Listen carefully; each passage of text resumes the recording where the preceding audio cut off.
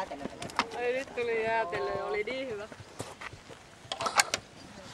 Mä viime kun mentiin kisoihin, mulla oli pussillinen tikkare tässä. Mulla ei ollutkaan toi Ronja vaan ja mun pikkusisko Hanna, niin mä nauroin. Vaikka se lyhentää, niin Niistä hyvä. Niin, että saatko sä tikkari siitä, että sä istut ja tehdät jahat. Mulla on 20 tikkaria ja ei kettertelemään jaella.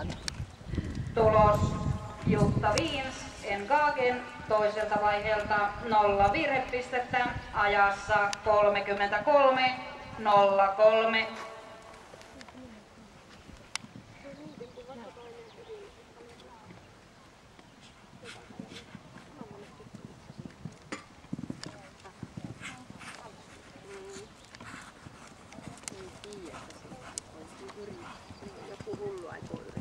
Koska siinä on tosi paljon tilaa.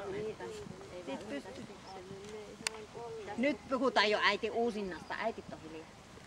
Ei, mutta siinä on siis tosi iso tila tossa. Ei käy. Se lähtölinja hypätään tänne päin.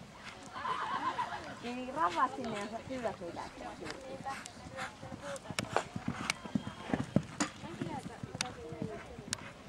Mä just tästä katsoin, että se kääntyy niin helposti jo tosta noisten kahden välistä. Se on ihan easy. Mä luulen, että se tulee paremmin, kun se tulee tänne tarpeeksi ja pikkusen vinnon.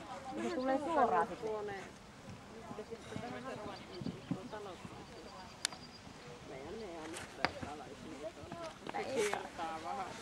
Saa kiertää.